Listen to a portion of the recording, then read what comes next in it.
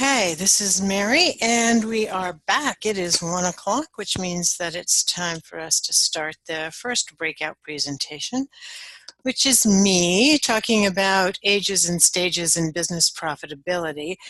But first, for all of you, those of you who jumped in while Alexis was speaking, I just want to say welcome. My name is Mary Peabody. I am from the University of Vermont Extension, and I am happy to be here today with all of you. Our entire team from the BFRDP Educational Enhancement Team on Women in Ag is with us this week, and you'll get a chance to meet I guess all of them up close and personal. Just as sort of to get us all grounded, I'm going to talk about, as I said, ages and stages in business profitability. Coming up here in this next 50 minutes, then we'll have a little break and we'll switch gears, and then we will hear from our colleagues in Iowa, if they haven't frozen solid, about getting started. We found a program, now what? And this is the first of a two-part evaluation piece. As I said earlier, evaluation is something that most of us would rather not do, but it's so incredibly critical, and if we're going to continue to grow programs for women, it's something we've got to do and we've got to get good at.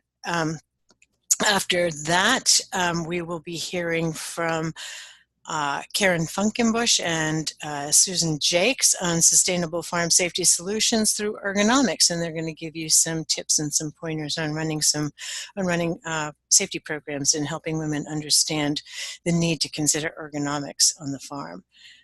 And then that will pretty much wrap us up for the day. And before we check out, I'll just give you a quick preview of what's coming up tomorrow.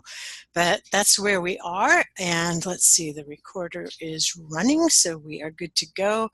I see a note in the chat. Can someone pull together a list of events to attend this year on Women in Ag? Maybe a Google. Oh, that's a good idea. Let me think about that. It's figuring out the someone, actually, but sometimes these things have already been done. So, and I agree, Madeline. I also enjoyed Alexis's talk. She is very inspirational. Okay, so welcome back, everybody. In this session, we're kicking things off with some grounding in how women approach business development, depending on where they are in their life. At the end, I'm going to offer a couple of tools that will be located in the website that you might want to adapt for use in your programs. I'm happy to take questions as we go. If I can't always see the chat box, though, so I'm happy to take questions, but it might take me a minute to catch up to them. But I will definitely leave some time at the end to do that. So just again, by way of introduction, I already told you who I am and that I'm at the University of Vermont. What you might not know, or you might not be able to tell from the camera, is that I have been teaching an extension for 30 years, and almost all of that I have been working with women farmers in our state, and more recently have been working specifically with beginning farmers.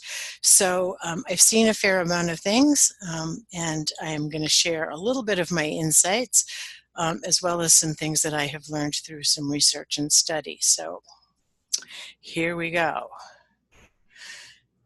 So I hear a lot from my fellow educators about women's farms not being profitable. But that statement can be a lot of things, from misleading to downright wrong, depending on how we think about farms and profitability.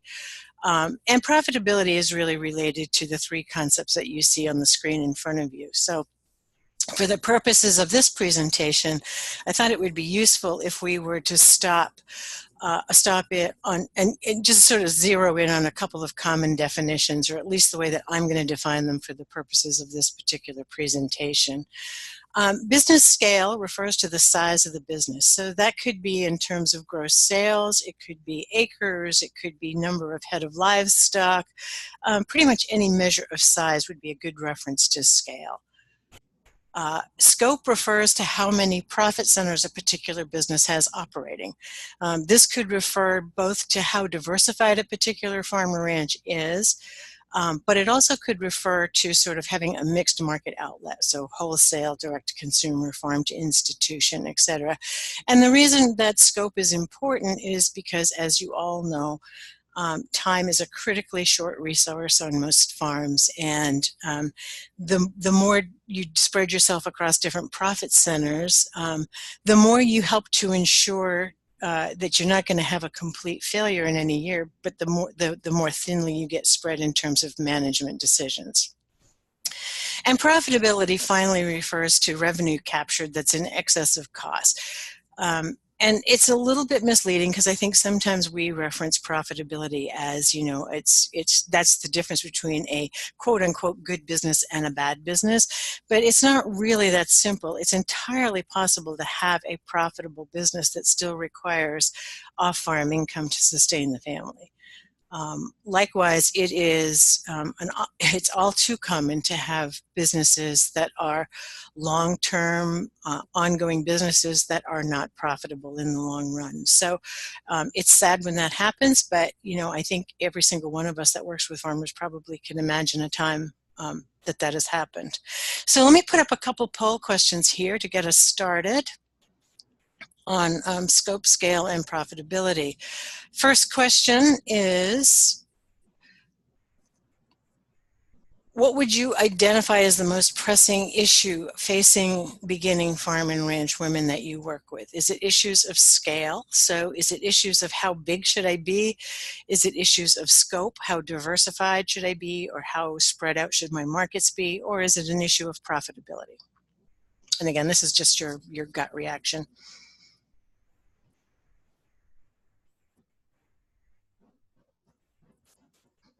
And I will share those results with you in just a few minutes. Looks like we've got about half of the group that's weighed in. So we'll give it another 20 seconds or so.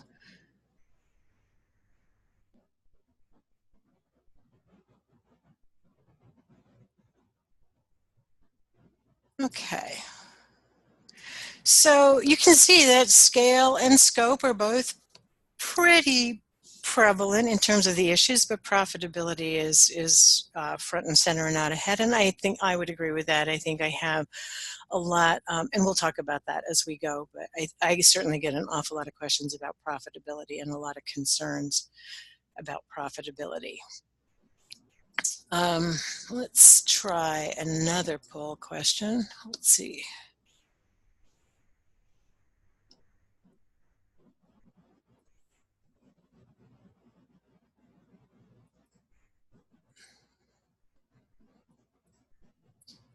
All right, let's try 3 more questions here. In my experience, women farmers tend to operate farms that are smaller than the regional average, about the same as the regional average, or larger than.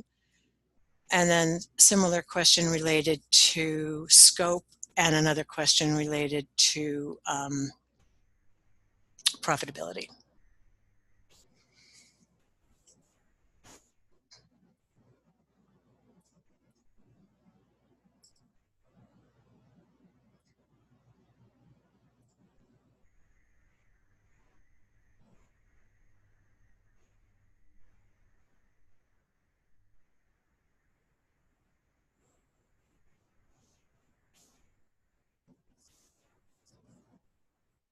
Okay, we'll give it a couple more seconds here.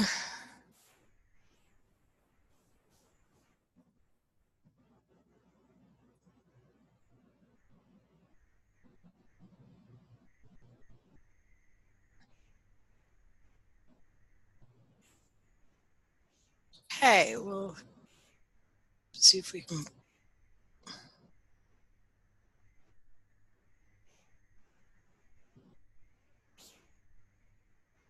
Okay, we'll put that up on the screen so you can see what the responses were. Smaller has certainly been my experience in terms of size, and we can talk a little bit about that as we go. Smaller, again, scope, I think is that the group response is pretty much exactly what I've seen. Is kind of, it's all over the map. And we can talk a little bit about how that plays into sort of life stage too. And then profitability is about the regional average, and or no idea is sort of the leading one. So all very interesting. And again, of course, it depends on where you're coming in from, because there are certainly regional differences that play into all of this. So thanks for playing along with me on that. All right, so that was the first part, is I wanted to get those definitions down about scale, scope, and profitability. Now I'm going to move into an even more dangerous place, and I'm going to start generalizing about life stages of women. But we're going to do it anyway, even though it's always dangerous, because I think we have to talk about some of the ages and life stages that women pass through in order to really understand how that impacts their decision about starting a business. And the work that I'm sharing with you today comes largely from psychology, feminist literature, sociology, and a little bit of recent brain science that has come about recently. And so for those of you that are sort of nerdy like I am about these kinds of issues, I will put up a reading list on the website for some of my favorite resources in these areas. And so the child, we're going to start, even though it's not really relevant to starting a farm maybe, but it's this really early childhood and adolescent years are really important. And you heard Alexis sort of allude to that as well. It is at this stage of the game that we see a lot of development of the right brain in girls in a manner that is distinct from boys. And that development of the right brain predisposes us to sort of relationality and interdependent thinking. So it's where we as women in our very earliest years start getting hardwired to be systems thinkers and to be the kind of people who nurture and care about and think about others and think about the well-being of the group. The onset of puberty is another milestone in the development that has women kind of experiencing sort of a cyclic increase in right brain dominance and intuition. There is a link between sort of what happens at puberty and just beyond puberty, and sort of the way the brain synapses start to really form and connect. During adolescence, the defining tension of a woman's life surfaces. She is taught culturally, socially, and biologically, how can I get my own needs met without being selfish towards others? And that is a predominant theme that everybody who works with women has probably seen in abundance. So moving on to the next stage, though, this 21 to 34-year-old group, young adulthood is the most stressful time for women as we begin to make our way in the world. A little wisdom goes a long way in avoiding stress and developing the capacity to have healthy relationships and to mother either children or careers. The wild and wonderful biology of attraction, sexuality, and reproduction are most potent in these years and need to be understood. So this is where, as you recall, or any of you who have parented teenagers, you know that they kind of step out of the human race for a few years. They become incredibly obsessed with relationships and sexuality and things like that. And they sometimes pick partners who aren't always the best for them. And that's also problematic because that creates some baggage that we then will sort of drag forward into business planning. So let's see, I lost my place. So fortunately, Mother Nature has some neurobiological tricks that ensure that, we also sort of fall in love with our newborns, which, is a really good thing, based from a nature perspective and from a human race perspective. This is also where women first encounter the working mother bind. And this you might be a little interested in because the research is a little bit different than what you might actually think. Research from Yale indicates that most women, contrary to their mothering desires, put work first, put careers first, kids second, spouse, if there is one involved, third, and women friends, who are the best buffer we have against stress, come limping in at a distant fourth. So this is where women really most often need these kind of networks that we can create, but are most resistant to developing them and most unable to carve out the time to do it. So that's one of those tensions that we sort of have to manage in the work that we do with women farmers. So the next stage is this 35 to 42-year-old stage, and the researchers call this spitting straw into gold, which I just love. This is the process of turning old wounds into wisdom. This age cycle ushers in a period of healing and preparation for the hormonal changes that are already beginning to turn us into wise women. 3 types of healing and practical suggestions for accomplishing it are covered. Guilt, and under guilt, you'll remember, those of you who are old enough will remember Erica Jong, who said, "Show me a woman who isn't guilty and I'll show you a man." Guilt is an emotion that we sort of embrace from our core outward. So the 3 types of healing are guilt, they are resentment, again, resenting other people's time on demands on your time, resenting relationships that aren't working the way they're supposed to, resenting the fact that your life is ticking away and you haven't been able to do the things that were the most important to you. And then the last one, the biggest factor in lifelong stress, is chronically overextending and getting burned out. The 40s The 40s transition is an opportunity more than a crisis. So what do women do? For one thing, this is where we see women defecting in huge numbers from full-time careers, especially from academia, from corporations, from healthcare, from education.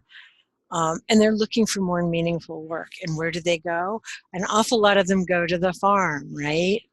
We have seen, in fact, we call them career changers in our program because there are so many of them and they have such a huge influence on how we develop programs. So this is exactly when women are saying, this feels like a life or death decision. I've put my life on hold. I'm not doing it for a second longer. I'm finally going to go out and I'm going to do what I really want to do. And so that's where we see a lot of women getting started. So the next stage is that 51 to 69-year-old, which I love because I am a card-carrying member of this particular age group right now. But this is hardly a time for fading into the woodwork. These are the years when a woman who has done her healing comes into an authentic sense of self. Perimenopausal and menopausal women get feisty as estrogen declines and testosterone increases. And let's hear it for the feisty women. The ovaries, like the rest of us, opt for a career change. They are no longer in the egg producing business, and that frees up women to sometimes get into the egg marketing business. Midlife women emerge as agents of social change. Again, we see this time and time again, and you can see this on the national news outlets. If you watch the national news at all, midlife women are emerging as warriors. Sociological research indicates that 44 million Americans, or 24% of the population, are what we would call cultural creatives who embody the feminine values of interconnectedness, concerns for children and the elderly, and a desire to rebuild communities, an interest in spirituality and religious tolerance, and a profound ecological concern. Not surprisingly, midlife women are at the core of this movement. You should be able to draw some parallels without thinking too hard about that in agriculture, okay? Think about what we just said. The values of interconnectedness, concerns for children and the elderly, right? Food systems work is definitely grounded in a lot of that. A desire to rebuild communities, starting farmers markets, things like that. An interest in spirituality and religious tolerance, a profound ecological concern. This is where we see a lot of women taking up the mantle. So, and then we get to our 70 plus, and my prediction is that this is going to be broken out into even more categories as we age, but the science hasn't been able to keep up with sort of our cultural ability to prolong life. But we have the 70 plus. And the thing you want to know about both of this 51 to 69 and the 70 plus is that the brain changes in aging. And research indicates that the brain, as well as the muscles, conform to the use it or lose it rule. So the more you use your brain, the more your brain will continue to grow, will continue to differentiate new functions as you age, will continue to regenerate synapses, In particular, I find this fascinating. In particular, the storytelling circuits of the brain begin to strengthen and form, and we develop the capacity to create meaning and hand this wisdom on to future generations, which I think is just brilliant in terms of raising up the next generation of farmers. And it's probably not going to be mother to daughter or aunt to niece. It's probably going to be grandmother to granddaughter and great aunt to great nieces. But the age of 70 plus does have some issues attached to it. It is known as the age of reckoning. It is putting things right, as we all know, legacy building. This is where we often see a lot of estate planning start to happen. It should probably be happening an awful lot earlier than it is, but there you have it. It's sort of human nature to try to postpone the inevitable. Widowhood very often defines this period of a woman's life, as does practical matter of estates, as I already said. Women frequently, we frequently see women struggling with becoming the primary decision maker in the farm business at the same time that they're trying to decide how to pass on the farm or whether to pass on the farm. And again, we get into this tension between women who have not had access to wealth, who don't have maybe a lot of money, who don't have resources to draw down on, having to make very difficult decisions about whether they're going to keep the farm in farming at the risk of their own personal financial security, or whether they're going to ensure their financial security and give up the farm. So those are some really hard decisions that have to be made. And the reason that it's relevant, even though we're talking about beginning farmers, is that in order to get the next generation of farmers on the land, an awful lot of these women are going to have to be shown how to be able to pass on their farms and still retain their own financial independence. And that is going to be the trick of the next decade and a half. This is also a stage, the 70 plus, where we are embracing change or embracing limits. There are physical limitations which frequently come along with age, which can cause management changes or result in anxiety about management changes. So again, you're thinking about, well, should I just keep managing the farm, or maybe am I better off leasing off my farm to somebody else and getting somebody else to sort of manage the farm for me? This is also where women begin to think about equality issues, especially if they have children. This is where they start to agonize over, do I sell the farm, divide the profits evenly amongst all of my children, or do I give it to maybe the one son or daughter that wants to farm and then somehow try to make it right by the rest of their siblings? And these are, I'm sure all of you that work with women on a regular basis are really familiar with how heartbreaking these conversations can be. All right, so now let's bring all this stuff back together again and talk a little bit about coaching, mentoring, and guiding the beginning farm and ranch women. And again, this is just something which, of course, you'll have access to in the website. But this is what I can tell you about coaching and mentoring in a nutshell.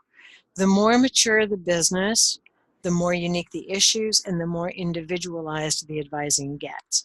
So when people are just starting out, they don't really have a business, they have a lot of ideas, or they're just starting the business, a lot of the problems are very similar.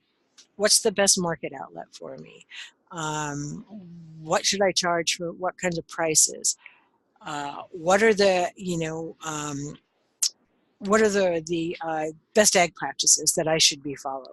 What are the tax implications of doing this? Those are all questions that are common to almost everybody who starts, and it's so those can be handled in a group thing. By the time somebody is in their, eighth, ninth, 10th year of production, the kinds of issues that they're confronting, at least in my experience, are the kind of issues that are very often require sort of a one-on-one drilling deep, asking some very personal information, sharing some very confidential stuff very often. So that's what happens with that.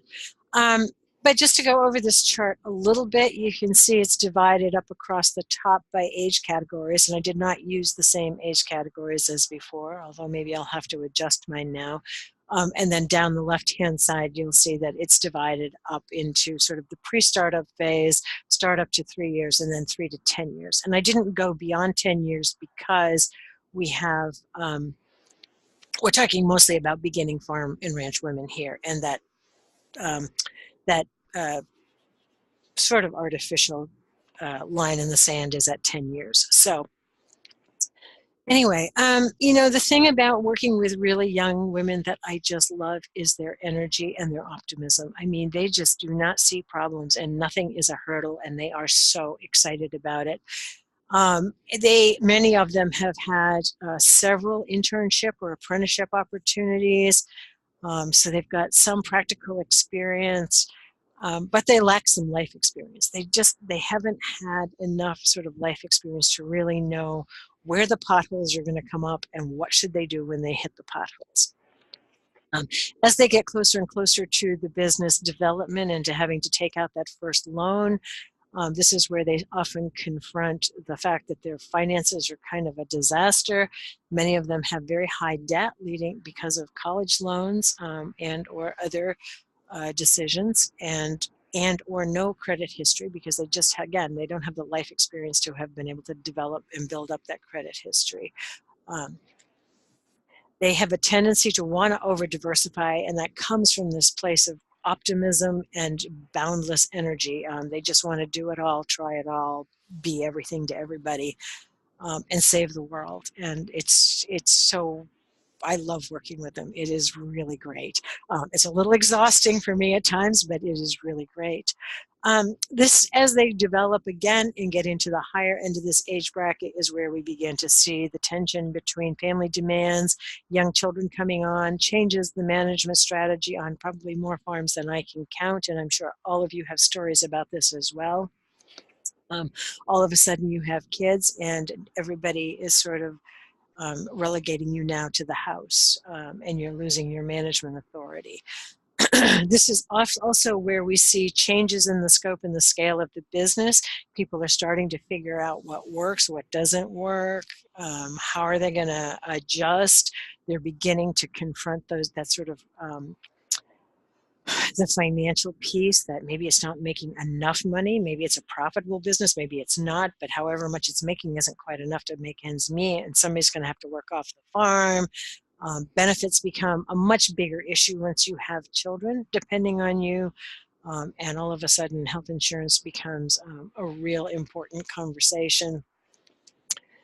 And then this is where they also begin to learn deep management and learn to really sort of drill down on what does it mean to be a boss? What does it mean to be a financial manager? How do I oversee all of these things when really all I wanted to do was grow cut flowers, Mary? That's all I wanted to do.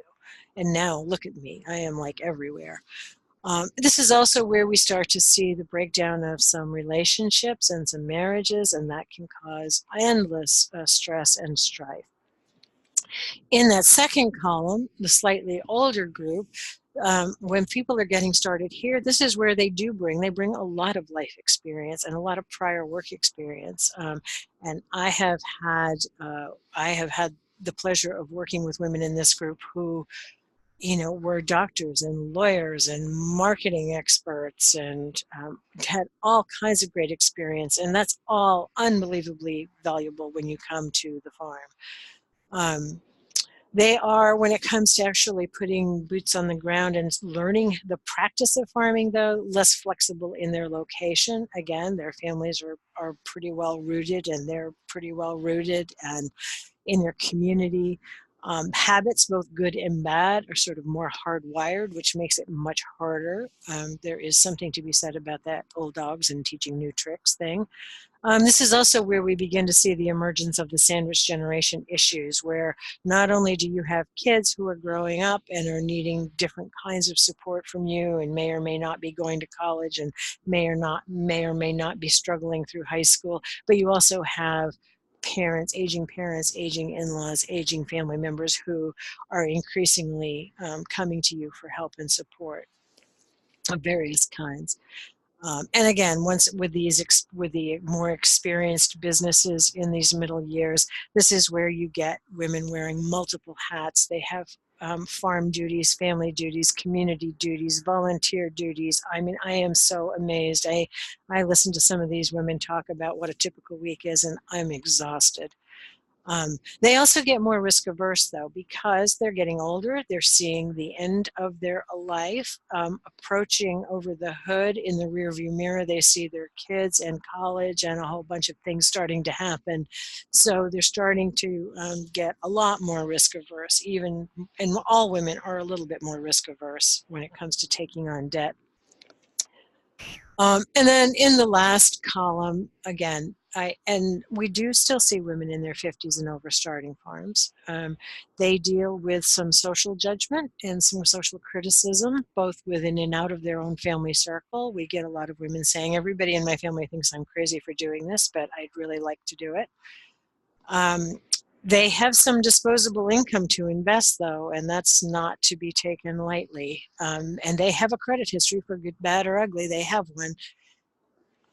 And they are more likely to have a deep commitment to an idea or practice. So this is where we see women who are very convinced that they are going to be organic, or convinced they are going to raise livestock, or convinced that they are going to do this. So they have very deeply held values, core values that drive a lot of their decision making.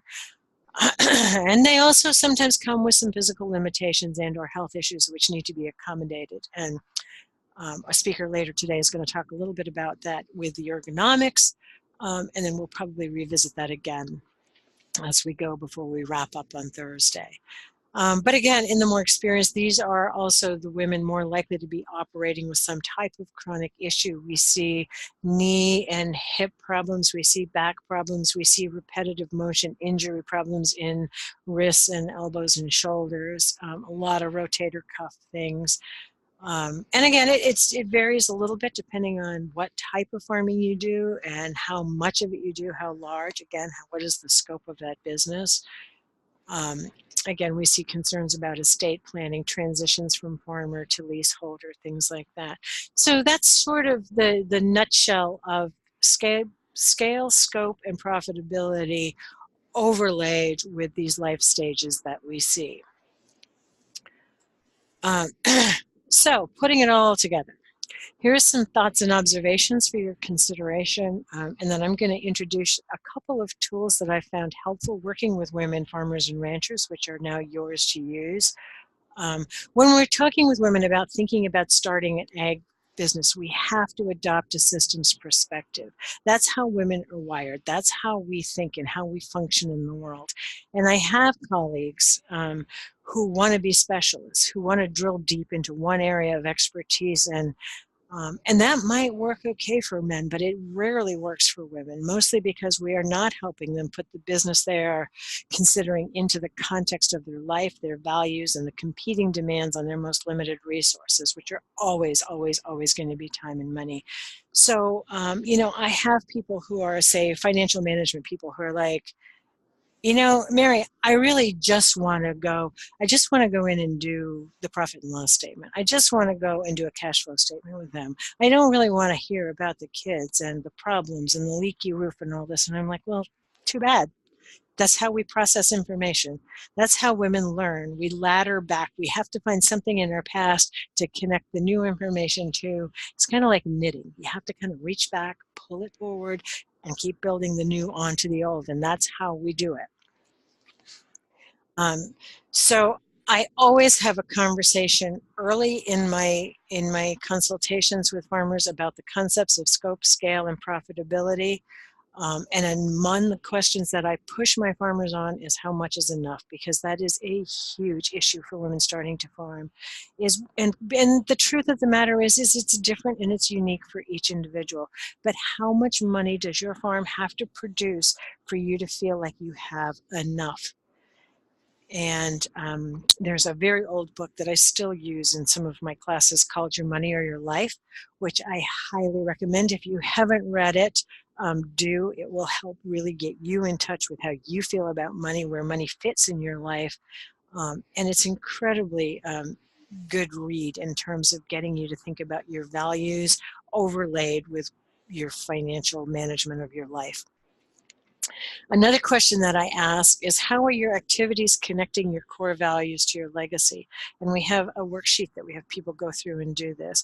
And this is especially important for women, because very often um, our activities can be constructed by other people's needs. So sometimes, without really realizing it, we give a lot of the real estate of our life away to other people by being the chauffeur for the kids, by being the cook and the bottle washer, by being the nurse and the first aid provider, by being the coach and the Girl Scout leader or the 4-H leader, by being the volunteer at church who has to do everything, by being the person who has to serve on the PTA and cook for the bake sale and do all this other stuff.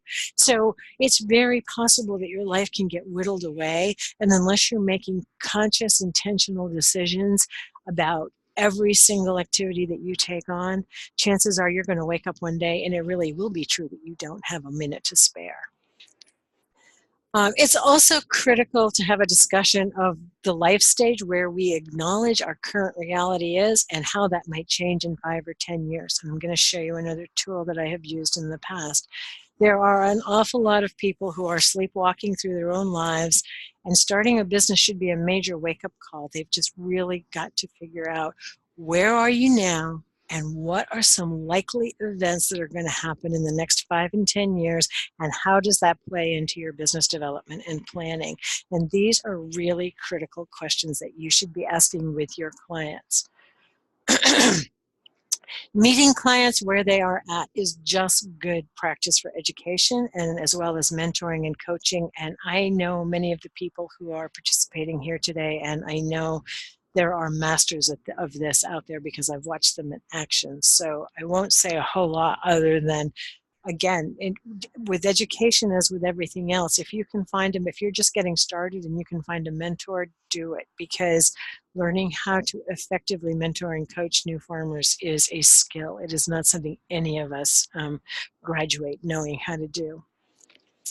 And again, people can only relate to what they have actually experienced. And we know this through the school of andragogy and how adults learn, is that there is this laddering effect that has to take place. We have to be able to reach back and attach new knowledge onto the existing structure of what already exists. Otherwise, it just hangs out there. And let's face it, there's an awful lot of stuff competing for spare brain cells in our lives. And so we don't necessarily hold on to new information unless it's firmly rooted. When I was first starting out in extension, the culture was such that one-on-one farm visits were the delivery system. I mean, that was where it was at. You went out to the farm, you drove around, you stopped at farms, you sat at kitchen tables, you stood around the truck, you went into the barn, whatever. That was how we did our work. And over time, that started to shift, and we fought against that change. We fought like crazy against that change. The farmers fought against that change too. It turns out, in my experience, we were wrong. We should have let go of it a lot sooner.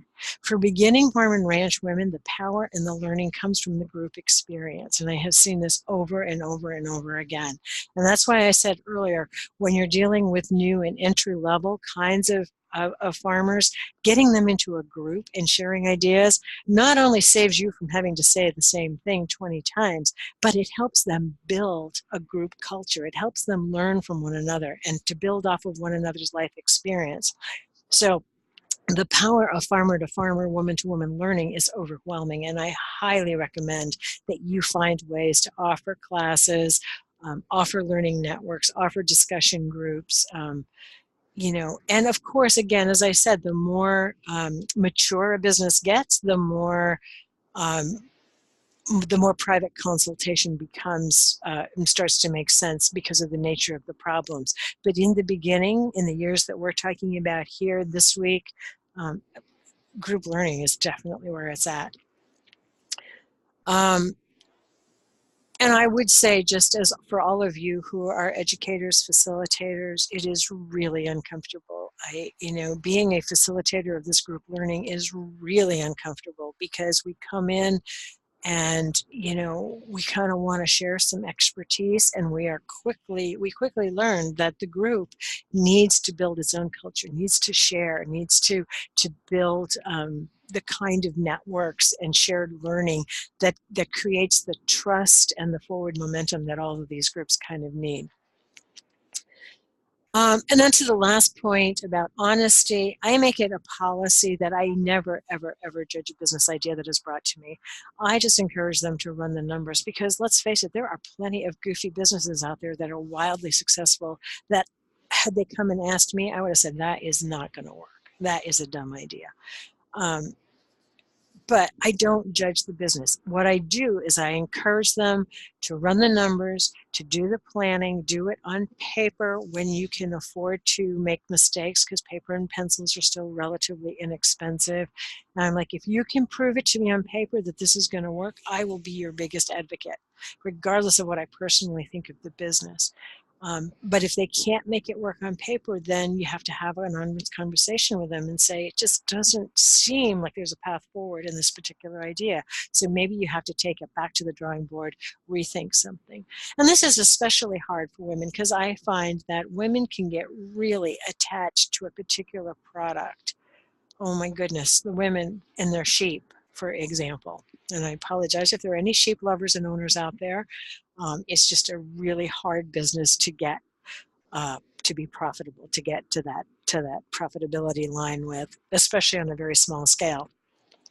And I have had more conversations with women who are kind of like, you know what, I want to have sheep. I just want these sheep. In fact, one of my best success stories is about a woman who wanted to have a very small flock of sheep, and we went through everything.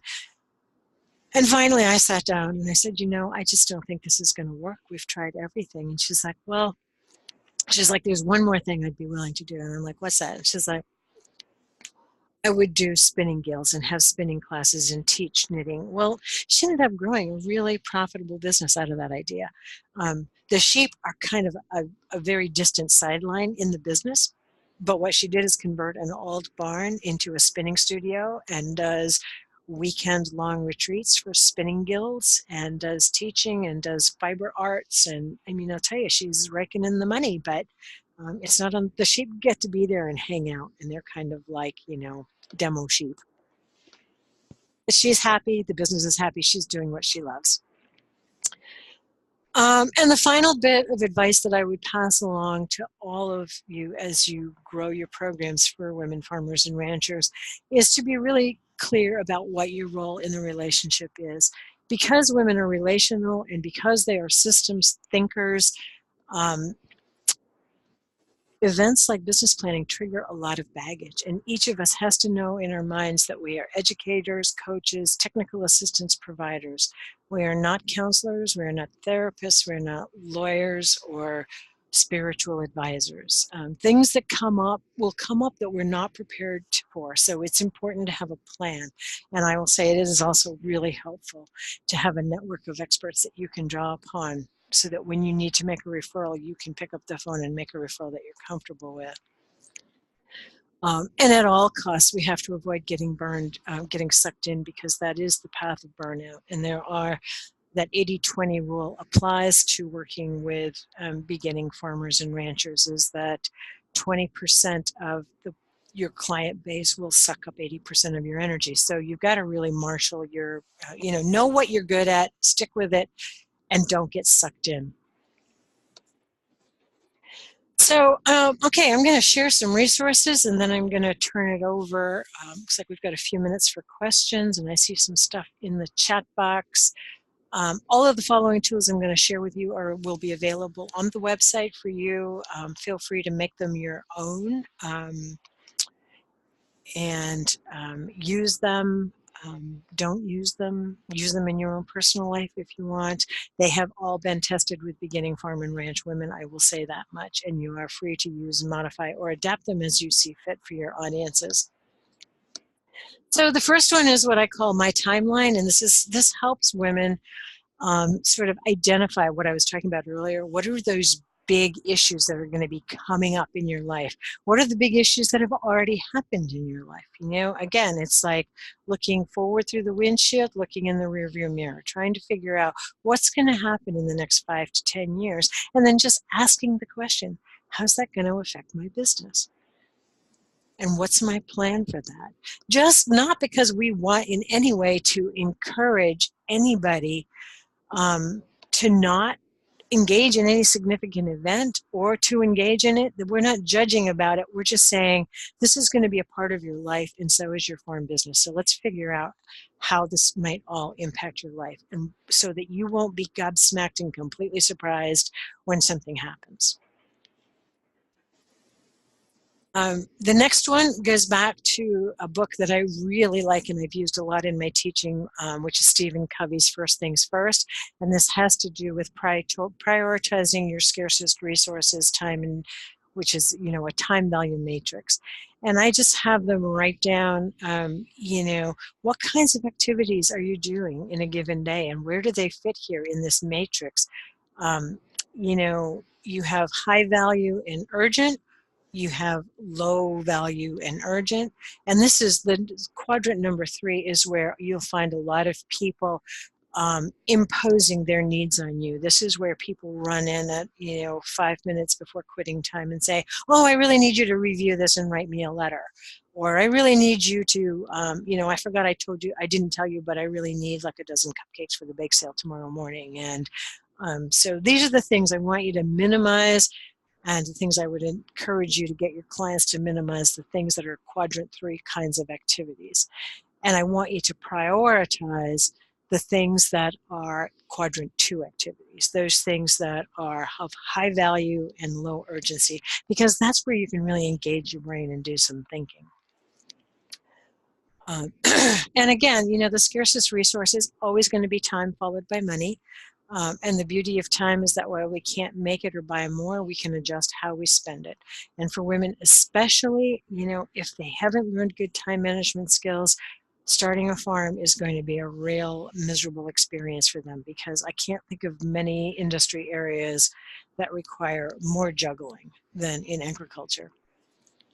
Um, and I also know that, and I've said this before, but if we don't manage our time well, someone else is very happy to jump into the void and manage it for us. So your days are going to be full. It's either going to be full of things you want to do or things that other people want you to do.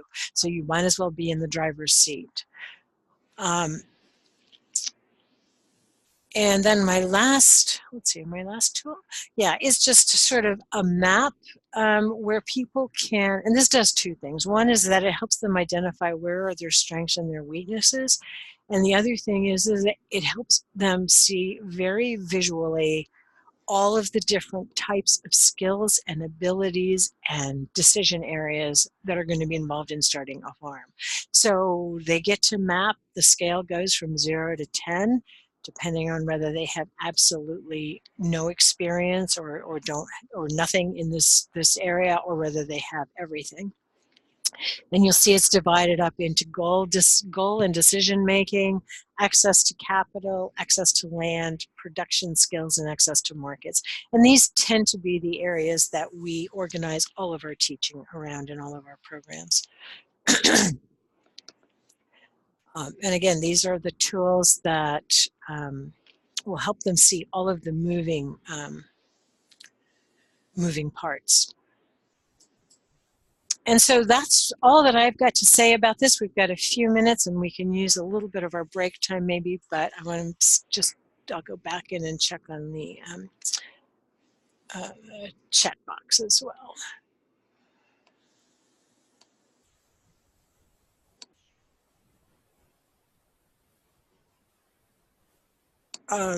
So yes, for those that asked, I will give you a list of my favorite reading resources of where all of this stuff came from, so that you can go back and you can geek out right along with me on all of these ages and stages.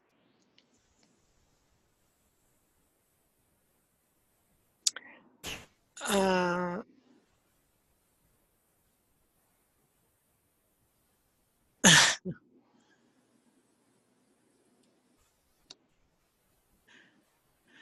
um, So Desiree actually made a really good point. She says she thinks her over 35 is beginning in her early 40s. I wouldn't put too much stock in the actual numbers. We're all different. Things happen at different stages in our life. People are having children later in life. They're getting married or partnered later in life. They're going back to school. And so things are really shaking this up. But the stages pretty much happen in order. Um, okay, yes. I'd love to hear some strategies for conducting outreach to women and making trainings or services accessible distance. Yes, so we're going to talk a little bit more about that, Kara, but, and I think this is the right place to ask. She's looking for strategies on making trainings accessible to women. Childcare is a big one. We've had really good luck, and this varies around the country, but we've had really good luck doing distance education. It is rarely the best or the most preferred form of education, but if it's that or nothing, women are grateful to have it. We've had, I mean, and I will say that, you know, the great thing about working with women is they bond so quickly. I mean, we do a 4-week program, and my gosh, they're like very best friends and want to keep on meeting and want to start these discussion groups. And, you know, they fall in love with one another, which is so great to see. I think anytime you want, especially younger mothers, to show up, you've got to have childcare, which is problematic in some ways. And I know that at all of our conferences, we try to include childcare. We have in the past tried to write in grants, some subsidies, so that we can, if we can't offer childcare, then at least we can reimburse women for what they have to pay out of pocket to get childcare. Because sometimes women prefer to have their children cared for by somebody that they know and trust, but it is the money piece that then becomes a barrier. Can you share the last slide in electron? I don't know which last slide it was, but and I'm not really sure what electronic form means. But if you give me a little bit more information, I will do my very best. So basically, the web piece you do by there's some instructions that go along with it, which you're not seeing because I didn't want to overcrowd the screen, but. You basically, we just say, you know, do you have a business plan or do you not have a business plan? So on a scale of 0 to 10, where would you plot that? You know, and then once you have dots on all of these things, you kind of connect the dots and you basically begin to draw a little schematic that helps guide you where you're and show you where you're weak and where you're strong. And it doesn't really matter whether 0 is I'm totally dialed in or or it's the low end of the spectrum. So it doesn't matter which way the scale goes. You can go either way. You just have to be consistent. Mary, could I jump in here? Yes, of course. This is Beth Holtzman. I work with Mary. And, you know, sometimes in these you see whole quadrants that are, or I don't know what a fifth is. Anyway, you'll see a whole area that's very weak, and it just clearly gives the person a sense of where they need to move forward. And if their business is only as strong as its weakest link, it helps them understand where they're going to encounter risks, where they're vulnerable, and also their strengths and how they can possibly work through their strengths to address those less strong areas. So I do it with them. I use it with them, listening to them talk about how they feel about each of those areas. Yes, thank you, Beth, for that. And Mindy, in response to your question, yes, we do, but again, we do it as a group exercise. We guide people through it so we don't let them get too overwhelmed. But I would also say it could easily be turned into, and we also have used it as just a general checklist and things. The point is not to overwhelm them. The point is to let them see how many different areas there are to consider and where should they get started, because you know starting a business can feel really overwhelming and there's so much to do. and it can lead to analysis paralysis very quickly. So we really try to give them some good ideas for taking first steps. And I think especially if you're working with an audience for whom English is maybe not their first language, or a refugee population, I think you certainly could sit down and just have a conversation, ask them to tell you a story about their past experience, and you could fill it out with them. And it really is to help you as the coach, the mentor, the guide, understand where to direct them to go first for help, because there's no point. I mean, remembering again that people build on past knowledge, it's really easy. So, for an example, it's very easy to get people advice and support that is beyond their ability to be able to access, just because they haven't done the groundwork first. So, and a good example of that is sometimes farmers will come in and they will go immediately to our fruit and vegetable specialist, and they will ask a question, and he's wonderful, and he has a lot of experience, and so he's really, really good. But some of our younger agents, they're right out of grad school, and they're chattering along about, soil tests and this test and that test and this parasite and what to do with that and returns on investment and things like that. And these poor people are like, whoa, I wanted to know when in the year do strawberries ripen in this state. And so sometimes it helps you understand a little bit better. Tools like this can help you understand a little bit better. Let's see. 4-H, maybe a good opportunity for offering childcare. Yeah, again, it's like, I think it's almost more important that we offer it than it is that people take us up on it. Again, a lot of times people are really protective of their children, as they should be. It seems to work better at conferences for us than it does for workshop things. But nevertheless, if you're going to work with women, and especially that young population of young mothers, you're going to need women. How would you go about helping academics understand these ideas when, oh my goodness.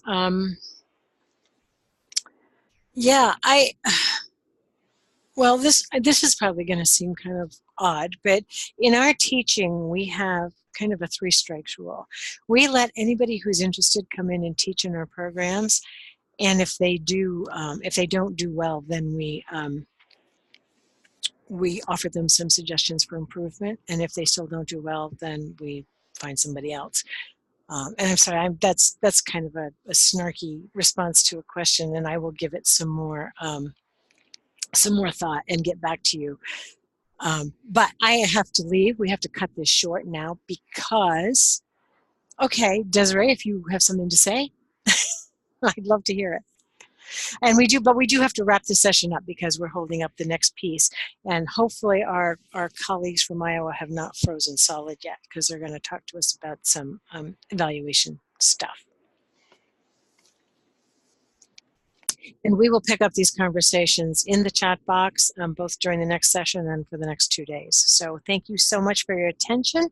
I'm going to turn off the recorder. You've got a couple minutes, stand up, take a really quick stretch break, and we're going to transition right into the next session.